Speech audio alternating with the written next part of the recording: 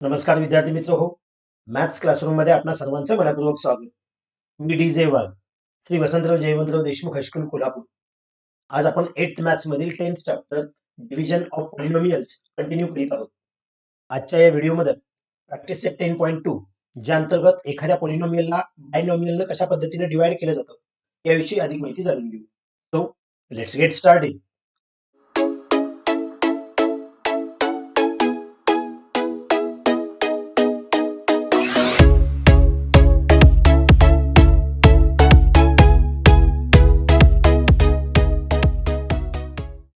Okay students, यापूर्वीच्या व्हिडिओमध्ये आपण एखाद्या पॉलिनोमियलला मोनोमियलने कशा पद्धतीने डिवाइड करायचं ते पाहिलेलं आहे. ते थोडंसं रिकॉल करून घेऊया. इथे एक एक्झाम्पल सॉल्व्ह करून दिलेलं आहे. 6x³ + 8x² divided by 2x. आपला जो डिव्हिडंड आहे तो 6x³ + 8x² जो आपण इथे लिहिलेला आहे आणि हा 2x जो डिवायझर आहे तो इथे दिलेला आहे. आपण काय करत होतो पहा, जेव्हा असं एखाद्या पॉलिनोमियलला मोनोमियलने डिवाइड करायचं त्यावेळी पॉलिनोमियल मधली जी फर्स्ट टर्म आहे जी इथं 6x³ आहे याला आपण यातल्या टर्मनं म्हणजेच 2x ने डिवाइड करत होतो. म्हणजे 6x³ अपॉन 2x जर हा भागाकार केला तर 6/2 that is means 3. x³ upon x म्हणजेच x². म्हणजे क्वोशंट मधला पहिला टप्पा असेल तो म्हणजे 3x² म्हणून आपण इथं 3x² लिहित होतो. म्हणजे हा 3x² इंटू 2x म्हणजे 6x³ झाला. मग ह्या 6x³ मधून हा 6x³ सबट्रॅक्ट झाला म्हणजे 0 आला. मग पुढची जी आहे ती टर्म आपण कॅरी केली. म्हणजेच पुढची जी टर्म आलेली ती 8x² म्हणजे पुन्हा आपण हा 8x² आणि हा डिव्हायझर मधला पार्ट म्हणजेच 2x यांचा पुन्हा भागाकार करत होतो. म्हणजेच 8/2 4 x² upon x that is means x. मग हा जो 4x आला तो आपला क्वोशंट मधली दुसरी टर्म असेल. पुन्हा या 4x ने 2x ला मल्टिप्लाय केलं म्हणजेच 8x² आलं. पुन्हा ह्या प्लस मधून मायनस गेलं म्हणजेच आपला जो रिमाइंडर आला तो 0 आला. म्हणजे आपला जो क्वोशंट आला तो 3x² + 4x आणि जो रिमाइंडर आला तो 0. या पद्धतीनं आपण एखाद्या पॉलिनोमियलला मोनोमियलने कशा पद्धतीने डिवाइड केलं जातं हे यापूर्वीच्या व्हिडिओमध्ये पाहिलेलं आहे. आता आपल्याला या व्हिडिओमध्ये एखाद्या पॉलिनोमियलला बायनोमियलने कसं डिवाइड करायचं ते पाहूया. त्यासाठी सॉल्व्ह करून दाखवलेले एक एक्झाम्पल पाहू. That is means to divide a polynomial by a binomial. Question कसा आहे पहा, x² + 4x + 4 या पॉलिनोमियलला डिवाइड करायचं आहे x + 2. आपला हा जो डिव्हिडंड आहे तो नेहमीप्रमाणे इथे लिहावा. हा जो डिवायझर आहे तो इथे लिहावा. इथं पुढे सोडवत असताना नेमकं काय करायचं असतं पहा, ज्या पद्धतीनं आपण पॉलिनोमियलला मोनोमियलने डिवाइड करत होतो त्यातलाच टप्पा इथे स्वीकारायचा. हा जो डिवायझर आहे सॉरी जो डिव्हिडंड आहे यातली फर्स्ट टर्म आणि इथं नेहमी एकच टर्म आहे जिथं आता दोन टर्म आहेत तरी त्यातली फक्त फर्स्ट टर्म विचारात घ्यायची. म्हणजे डिव्हिडंड मधली जी फर्स्ट टर्म आहे ती x² आहे आणि डिवायझर मधली फर्स्ट टर्म आहे ती x आहे. या दोघांचा जर भागाकार केला आता इथं नंबर नाही आहेत म्हणजेच x² अपॉन x म्हणजे x येईल. म्हणजे हा जो x आला तो आपल्या क्वोशंट मधला पहिला टप्पा आला म्हणजेच हा x आला. म्हणून या x न पुन्हा या x ला आणि 2 ला दोघांना गुणायचं कारण हा डिवायझर संपूर्ण आहे. दॅट इज मीन्स x + 2 ने आपण x ला मल्टिप्लाय करणार. That is means x into x x², x into 2 that is means 2x. त्यामुळे इथं स्टेप येत असताना बायनोमियल येणार. मग सबट्रॅक्शन करत असताना हा प्लसचा मायनस झाला, हा प्लसचा मायनस झाला. x² ला x² कॅन्सल झाला. 4x - 2x that is means 2x. हे पुढे जी राहिलेली टर्म आहे ती 4 आपण कॅरी केली. मग आता हा जो टप्पा राहिलेला आहे त्यातली फर्स्ट टर्म म्हणजेच 2x आली. मग या 2x ला पुन्हा त्यातल्या पहिल्या टर्मनं म्हणजेच x न आपण डिवाइड करणार. 2x upon x that is means 2 आलं. म्हणजेच हा क्वोशंट मधला दुसरा टप्पा सेकंड टर्म आली +2. म्हणजे या +2 ने पुन्हा x ला आणि 2 ला आपण मल्टिप्लाय करायचं. That is means 2 into x that is means 2x. 2 into 2 that is means 4. मग पुन्हा +2x - 2x कॅन्सल होईल. +4 - 4 कॅन्सल होईल. 0 येईल. म्हणजेच आपला जो क्वोशंट आला तो x + 2 आला आणि रिमाइंडर आला तो 0. तो इथं आपण लिहून टाकायचा. म्हणजे ज्या पद्धतीने आपण इथं मोनोमियल असताना करत होतो त्याच पद्धतीने करणार. फक्त फरक काय येतोय, इथं ज्यावेळी आपण मल्टिप्लिकेशन करणार त्यावेळी इथे येणाऱ्या टर्म्स ह्या 2 असतात. म्हणजे इथं बायनोमियल येतो, इथं बायनोमियल येतो. प्रत्यक्ष प्रॅक्टिस सेट मधली उदाहरण पाहूया म्हणजे तुमच्या लक्षात येईल. काय divide and write the quotient and the remainder y² + 10y + 24 divided by y + 4. आपल्याला हा जो डिव्हिडंड दिलेला आहे याला या बायनोमियलने डिवाइड करायचा आहे. सुरुवातीला दिलेल्या गोष्टी लिहून घेऊ. That is means y² + 10y + 24 ला डिवाइड करायचा आहे y + 4. ज्या पद्धतीने आपण मोनोमियलला डिवाइड करत होतो त्याच पद्धतीने करायचं आहे. फक्त यातली जशी फर्स्ट टर्म घेतो त्या पद्धतीने यातली आपण फर्स्ट टर्म घ्यायची. ते फर्स्ट आपण रफ स्टेप करत असताना हा वाय स्क्वेअर याला डिवाइड करायचा आहे वाय न. वाय स्क्वेअरला वाय ने ज्यावेळी आपण डिवाइड करतो तेव्हा एक वाय शिल्लक राहील. दॅट इज मीन्स क्वेश्चन मधली फर्स्ट टर्म असेल ती वाय असेल. म्हणजेच या वाय न आता आपण या वायला न मल्टिप्लाय करता ह्या दोघांना मल्टिप्लाय करायचं. This means y into y y square y into 4 that is means 4y. ते आपण यापूर्वी करत असताना फक्त एकच टर्म इथे लिहित होतो. इथं मात्र आता ते दोन टर्म येणार आहेत कारण हे वाय या दोघांना मल्टिप्लाय असणार आहे. ज्यावेळी इथे सबट्रॅक्शन होईल त्यावेळी या प्लस वाय स्क्वेअरचा मायनस वाय स्क्वेअर होईल. सेम वे प्लस 4y चा मायनस 4y होईल. त्यामुळे हा plus y square minus y square cancel झाला, हा 0 आला. मात्र इथं प्लस 10y मायनस 4y यांच्यामध्ये ही जी काही ऍडिशन सबट्रॅक्शन असेल ती होऊन जाईल. म्हणजे वाय वाय आहे असं लिहू, लाईक टर्म्स आहेत. Plus 10 minus 4 that is means plus 6. पुढची जी टर्म आहे ती प्लस 24 आपण आहे अशी केली करूया.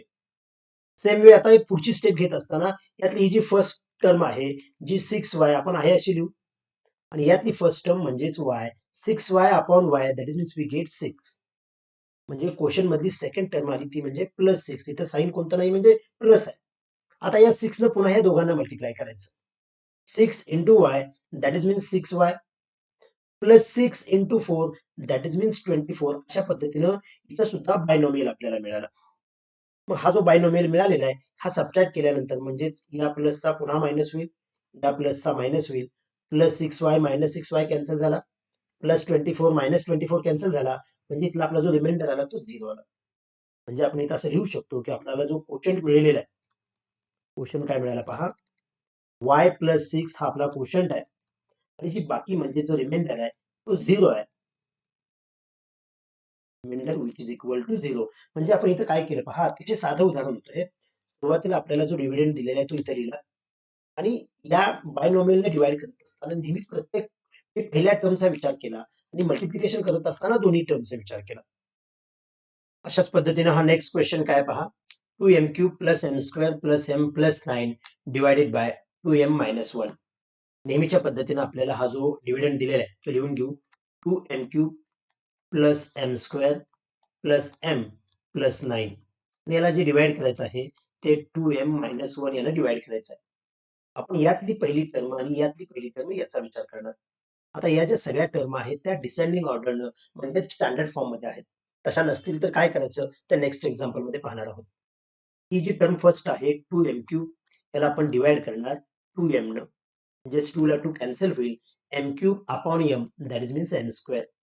म्हणजे क्वेश्चन मधली जी फर्स्ट टर्म आली ती m स्क्वेअर आली. या m स्क्वेअर ने या दोघांना मल्टिप्लाय करायचं. That is means m square into 2m we get 2m cube. M square न मायनस 1 ला गुणलं that is means minus 1 m square असा त्याचा अर्थ होईल. आता हा जो बायनॉमियल मिळाला तो जर आपण सबट्रॅक्ट केला, सबट्रॅक्ट करत असताना या प्लसचा हा मायनस होईल आणि या मायनसचा प्लस होईल. हा 2m क्यूब प्लस मायनस असल्यामुळे कॅन्सल होईल, हा 0 आला. एम स्क्वेअरचा आन्सर एम स्क्वेअर मध्ये लिहिणार plus 1 that is means plus 2 होईल.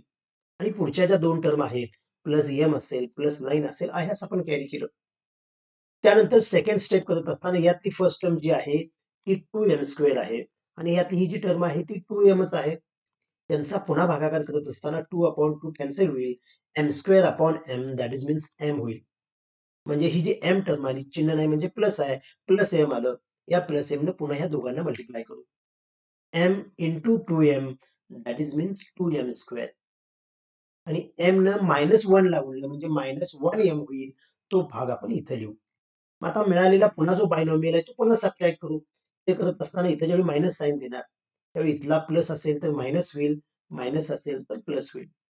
2m स्क्वेअर प्लस आहे मायनस आहे कॅन्सल झाला. एम चा आन्सर एम मध्ये असेल plus 1 that is means plus 2 आला. आणि जी लास्ट टर्म आहे ती म्हणजे प्लस 9 आलं.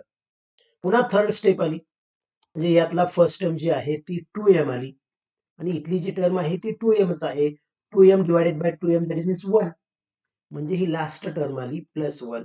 म्हणजे हा क्वेश्चन मध्ये लास्ट टर्म आली. या 1 न पुन्हा याला मल्टिप्लाय केलं म्हणजे हीच टर्म येणार. That is means 1 into 2m 2m 1 into minus M that is means minus 1. आणि हा जो फायनली बायनॉमियल मिळालेला आहे तो सबट्रॅक्ट करत असताना हे मायनस केलं. त्यामुळे या प्लसचा पुन्हा मायनस, या मायनसचा पुन्हा प्लस. म्हणजेच काय होईल पहा, +2m - 2m कॅन्सल होईल, हे 0 आलं. +9 +1 म्हणजे +10 होईल. जर आपण चुकून या 10 ला पुन्हा 2m ने डिव्हाइड करण्याचा प्रयत्न केला, तर 2 न 10 ला डिव्हाइड होईल. मात्र जो व्हेरिएबल आहे तो डिनॉमिनेटरला राहील. अशावेळी व्हेरिएबल डिनॉमिनेटरला ठेवायचं नाही. अंक जर डिनॉमिनेटरला राहिला तरी चालेल. त्यासाठी नेक्स्ट एक क्वेश्चन पाहूया. म्हणजे इथं आता हे उदाहरण थांबवायचं, हाच त्याचा रिमाइंडर असेल. म्हणून इथं आपण फायनली लिहू शकतो, हा जो क्वोशंट आहे आणि हा जो रिमाइंडर आहे तो आपल्याला इथे लिहावा लागेल. देअरफॉर क्वोशंट, जो क्वोशंट आला तो म्हणजेच n² + m + 1 आणि याचा जो रिमाइंडर आला तो म्हणजेच 10 आला. आतापर्यंत ही जी दोन उदाहरणं पाहिली, यामध्ये हा जो आपल्याला डिव्हिडंड दिलेला होता तो उतरत्या क्रमाने होता, म्हणजेच डिसेंडिंग ऑर्डरने होता. शिवाय प्रत्येक टर्म त्यामध्ये होती. m³ होता, m² होता. त्यात फक्त जर असं असतं 2m³ + m + 9 म्हणजेच m² ही टर्म जर मिसिंग असेल तर काय करायचं, अशा वेळी ते स्टँडर्ड फॉर्म मध्ये मांडावं लागतं. ते लक्षात येण्यासाठी एक सॉलिड एक्झाम्पल पाहूया आणि त्यावर आधारित एक उदाहरण पाहू. क्वेश्चन कसा आहे, y⁴ + 24y - 10y² divided by y + 4. इथला हा जो पॉलिनोमियल आहे, जो डिव्हिडंड म्हणून आहे, यामधल्या ज्या टर्म आहेत त्या क्रमाने नाहीत, शिवाय त्यातल्या काही मिसिंग आहेत. जसं इथं 4 इंडेक्स असणारी टर्म आहे, 3 इंडेक्स असणारी टर्म नाहीये. 2 इंडेक्स टर्म आहे ती पुढे आहे, म्हणजे क्रम वेगळा आहे, शिवाय काही टर्म ह्या मिसिंग आहेत.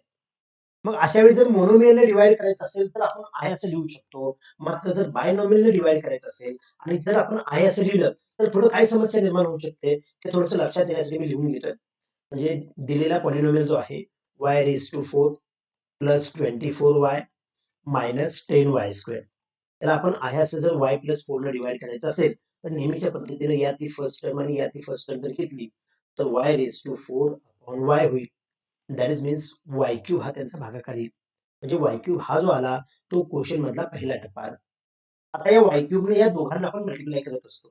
म्हणजेच y³ × y that is means y⁴ आणि y³ + 4 that is means 4y³ अशी टर्म येईल. टर्म मी साईडला एवढ्यासाठी लिहिली कारण ही टर्म आपण आता इथं कुठेही लिहू शकत नाही. आणि इथं y आहे, इथं 10y² आहे. त्याच्या खाली जर लिहिलं तर आपण तिथे ऍडिशन सबट्रॅक्शन करू शकत नाही, कारण त्या लाईक टर्म्स नाहीयेत. म्हणजे ही टर्म लिहित असताना आपल्याला इथं वरती y⁴ अशी टर्म असायला पाहिजे. म्हणून मग ही मांडणी अशी न करता काय करावं लागतं पहा.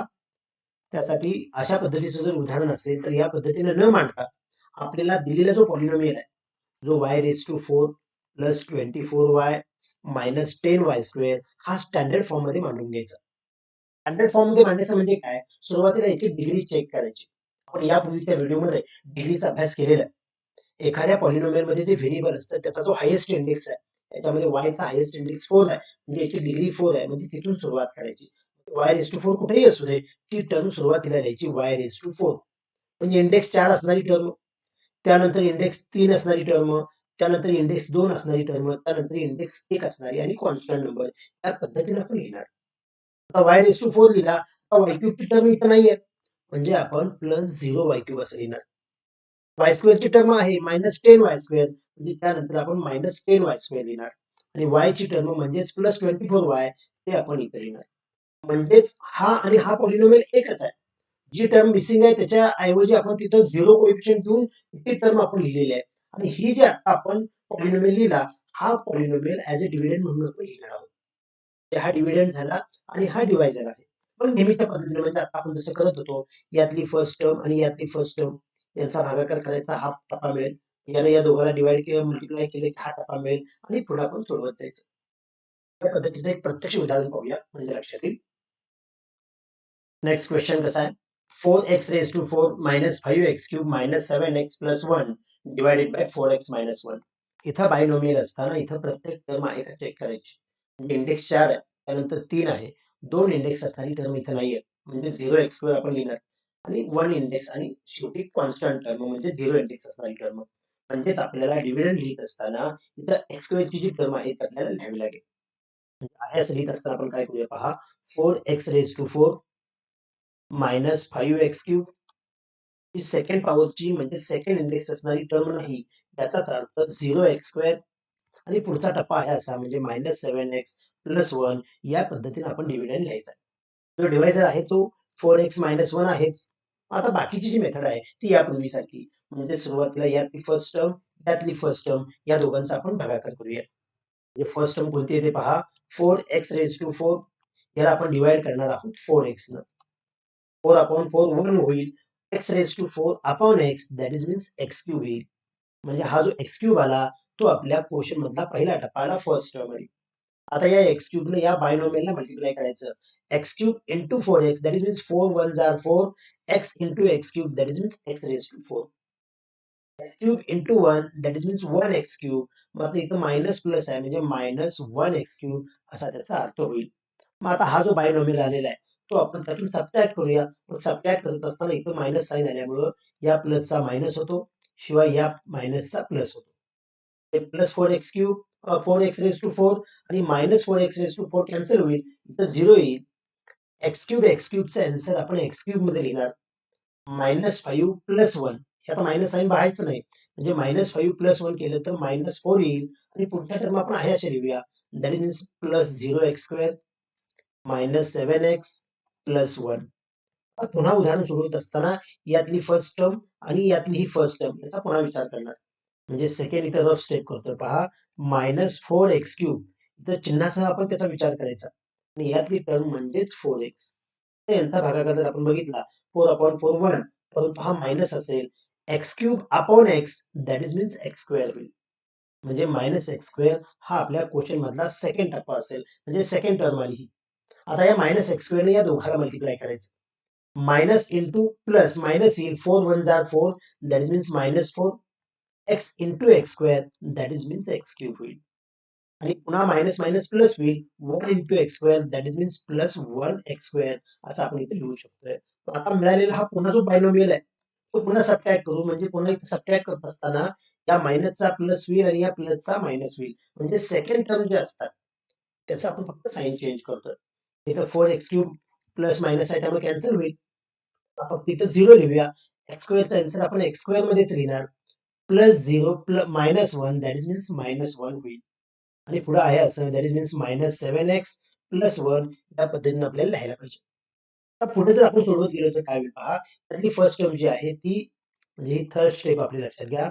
-1x² आहे. त्याला जे आपण डिवाइड करायचं आहे ते म्हणजे 4x ने डिवाइड करायचं. आता इथं अंकामध्ये 4 भाग जात नाही, हे असंच राहणार. म्हणजे -1/4 आपण असंच ठेवू. आणि x² ला x ने ज्यावेळी आपण डिवाइड करू त्यावेळी आपल्याला आन्सर इथे x मिळणार. म्हणजेच आपला जो इथं क्वोशंट आलेला आहे तो इथला जो नंबर आहे तो फ्रॅक्शन मध्ये आलेला आहे. अशीच टर्म आपण इथे लिहू. म्हणजेच -1/4x अशा पद्धतीने लिहावं लागेल. आणि याला ज्यावेळी आपण याने मल्टिप्लाय करू, साहजिकच आहे या दोघांचा भागाकार हा आलाय, म्हणजे या दोघांचा गुणाकार हा असेल. म्हणजे डायरेक्ट आपण -1x² असं लिहू शकतो. -1/4x इंटू 4x म्हणजे हा असा मल्टिप्लिकेशन आलं. आणि -1 इंटू -1/4x मायनस मायनसचा प्लस होईल. इथं आपण प्लस द्यायला हवं. आणि हा 1 into 1/4x that is means 1/4x असं याचं आन्सर येईल. म्हणजे हा मिळालेला जो बायनॉमियल आहे तो पुन्हा सबट्रॅक्ट करावा लागेल. त्यासाठी इथं मायनस साइन दिल्यामुळे ह्या मायनसचा प्लस होईल, या प्लसचा मायनस होईल. आता इथं मात्र हा +1x² -1x² कॅन्सल होईल, हा 0 होईल. इथं x आन्सर आपण x लिहिणार. मात्र -7 -1/4 म्हणजे जिथं थोडंसं रफ करतोय. -7/1 -1/4 यांची एक प्रकारे ऍडिशन करायची. डिनॉमिनेटर सेम नाही म्हणजे 4 केला. 7 4 जार 28 जो -28 होईल.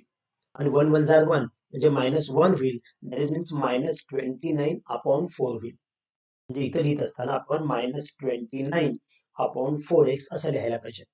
पुढची जी राहिलेली टर्म आहे ती म्हणजे +1. ज्यावेळी डिनॉमिनेटरला एखादं व्हेरिएबल राहतं तेव्हाच आपण तो क्वेश्चन आहे तिथं थांबवायचा आहे. जर डिनॉमिनेटरला एखादा नंबर राहत असेल तर मात्र आपण पुढे सोडवत जायचं आहे.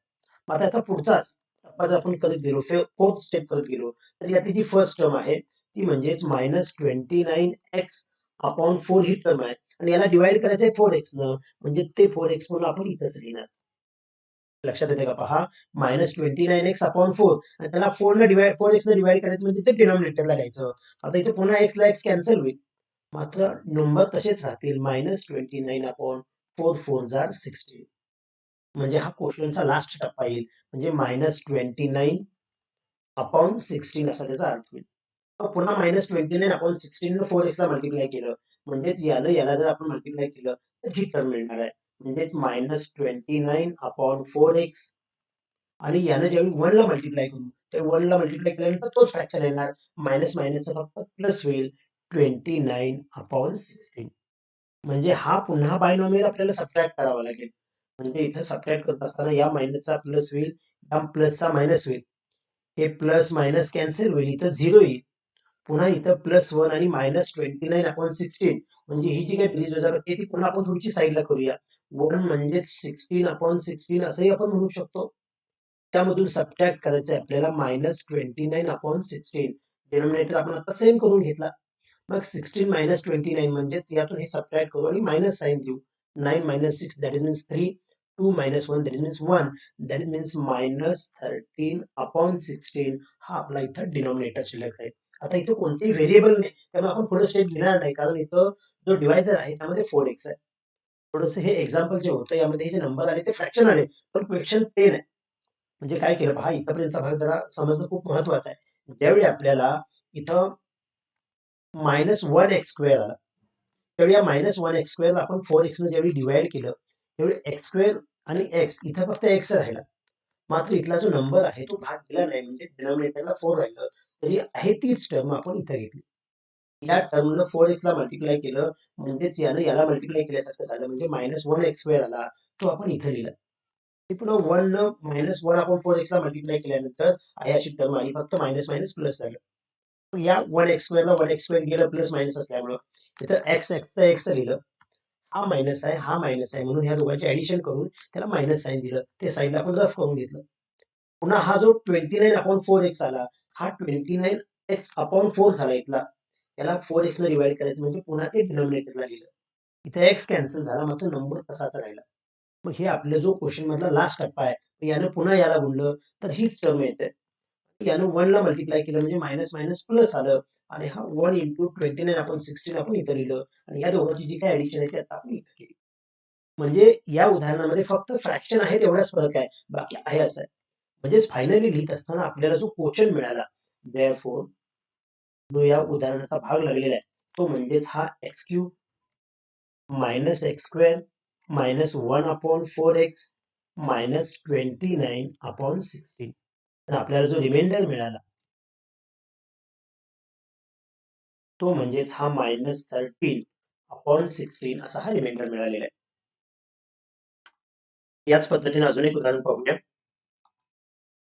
3x - 3x² -12 + x⁴ + x³ divided by 2 + x² म्हणजे इथं सुद्धा जो क्रम आहे तो वेगवेगळा आहे फक्त मिसिंग टर्म नाहीये आपण जो दिलेला डिव्हिडंड आहे तो ऑब्झर्व केला तर त्याची जी डिग्री आहे ती 4 आहे x⁴ म्हणजे ही टर्म सुरुवातीला लिहायला हवी त्यानंतर थर्ड टर्म असणारी म्हणजेच थर्ड इंडेक्स असणारी 3 इंडेक्स असणारी म्हणजेच +x³ आलं त्यानंतर सेकंड इंडेक्स असणारी टर्म म्हणजेच -3x² त्यानंतर फर्स्ट इंडेक्स म्हणजेच +3x आणि त्यानंतर कॉन्स्टंट नंबर म्हणजेच -12 अशा पद्धतीने आपण हे डिसेंडिंग ऑर्डरनं हे मांडून घेतलं जे आपण स्टँडर्ड फॉर्म मध्ये मांडलेलं आहे त्यानंतर आपला जो डिवाइजर आहे तो सुद्धा 2 + x² आहे त्याच्याऐवजी आपण त्याला x² + 2 असे लिहू इथे x² + 0x लिहिण्याची आवश्यकता नाहीये म्हणजे हे सुद्धा प्रत्येक टर्म इथे लिहिण्याची आवश्यकता नाही फक्त डिव्हिडंड मध्ये लिहायचं आणि इथून पुढे जे नेहमी आपण करतो त्याच पद्धतीने करायचं आहे मी थोडंसं आता इथं पटपट करतोय म्हणजे यातली फर्स्ट टर्म जी आहे ती x⁴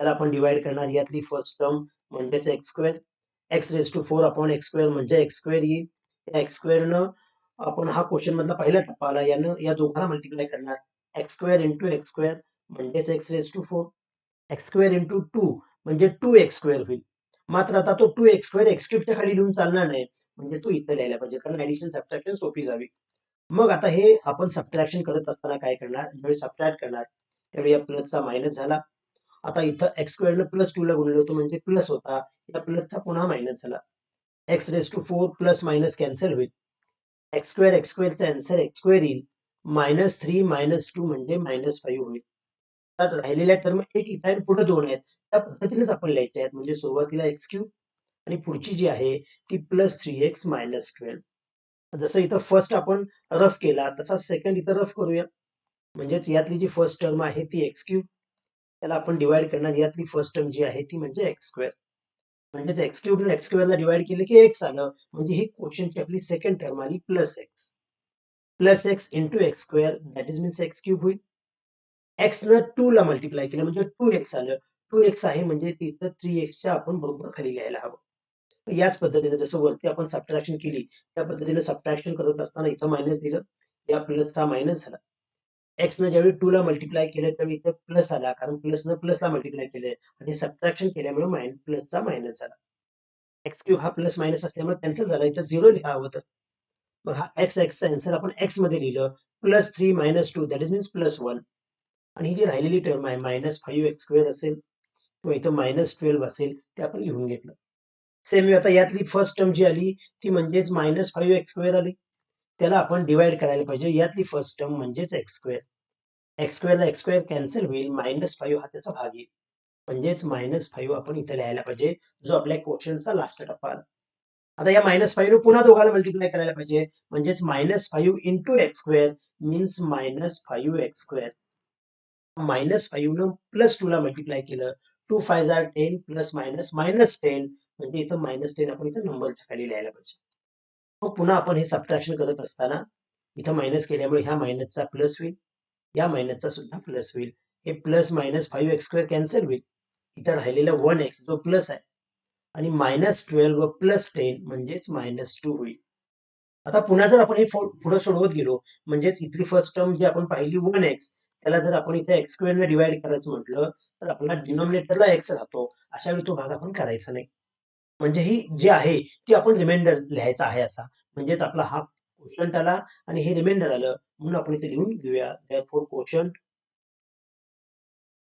which is equal to x² plus x minus 5 आणि हा जो रिमाइंडर आला तो म्हणजेच 1x that is means x -2. तर या पद्धतीने या व्हिडिओमध्ये आपण एखाद्या पॉलिनोमियलला बायनोमियलनं कसं डिवाइड करायचं ते पाहिलं. तर हा व्हिडिओ व्यवस्थित लक्षात आला नसेल तर पॉलिनोमियलला मोनोमियलनं कशा पद्धतीने डिवाइड केलं जातं तो यापूर्वीचा व्हिडिओ पहा आणि त्यानंतर हा जर व्हिडिओ पुन्हा पुन्हा पाहिला तर लक्षात येईल. मात्र एक गोष्ट लक्षात घ्या, ज्यावेळी डिवायझर हा बायनोमियल असतो त्यावेळी दिलेला जो डिव्हिडंड म्हणजे जो पॉलिनोमियल असतो तो डिसेंडिंग ऑर्डरनं असणं सगळ्यात महत्वाचं आहे. त्या पद्धतीने जर तुम्ही लिहिलात तर थोडं कुठेही चुका होऊ शकत नाही. जर हा व्हिडिओ आवडला असेल तर लाईक करा, इयत्ता 8वीच्या जास्तीत जास्त विद्यार्थ्यांच्यापर्यंत शेअर करा आणि चॅनल सबस्क्राईब करायचं राहिलं असेल तर आठवणीने सबस्क्राईब करा. थँक्यू.